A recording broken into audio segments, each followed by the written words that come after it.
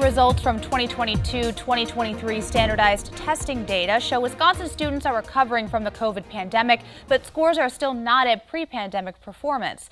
The Wisconsin Student Assessment System includes a forward exam given in grades 3 to 8, the pre-ACT Secure given in grades 9 and 10, and the ACT with a writing assessment in grade 11.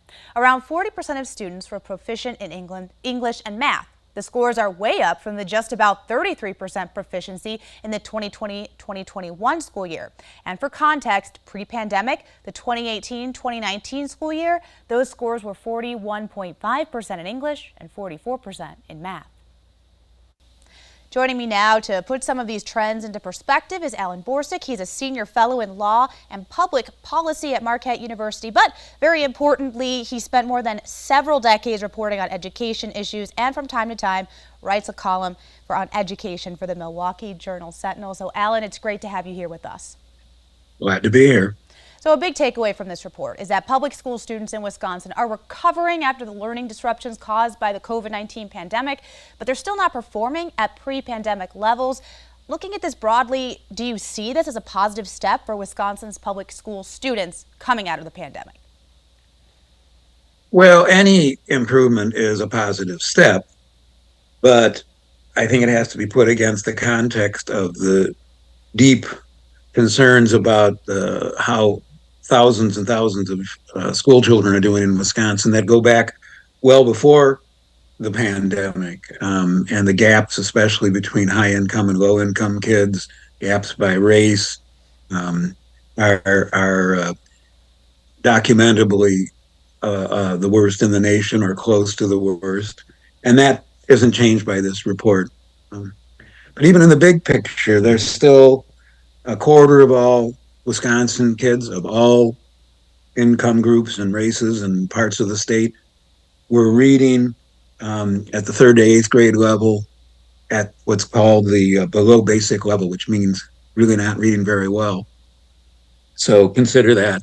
About 40% were reading at the proficient and advanced levels that are the desired goals. But think about that quarter of kids who are reading at the below basic level. And that explains, for one thing, why we have a new reading law in Wisconsin. And we have talked about that law here on the show recently with the state superintendent, Dr. Underly. But I want to go to what you said here about this performance gap between students of color and white students. In particular, there's a very wide gap between white students and black students in these tests. So what accounts for that gap, and how can educational institutions work to address that disparity?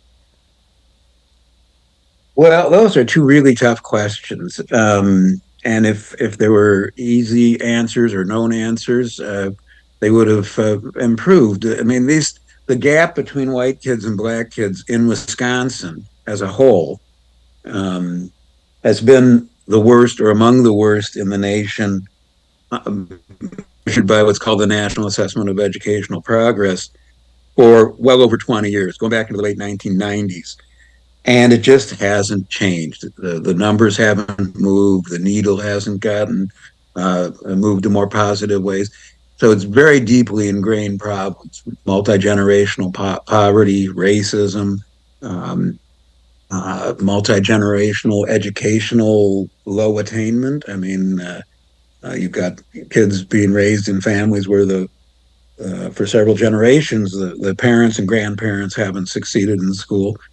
And you could list almost any number of other factors, but the failure of so many things, so many efforts, so many initiatives, reforms, whatever, to really change that picture is startling and frankly kind of depressing.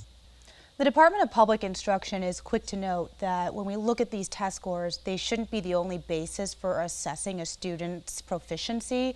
Are there other ways the state can assess students' performance in the classroom? Well, sure. Graduation rates, attendance rates, discipline problems, any other indicators of the stability of children's lives, in high poverty communities, not only Milwaukee, but other urban centers in the state. The the amount of turnover in kids' lives, how many times they move schools or move their residences in the course of the year, how many are living with unstable housing situations, unsecure food. As you know, these things are going to make a difference. If you don't know where you're going to sleep tonight, you don't know what you're going to have for supper, that shows up in school performance.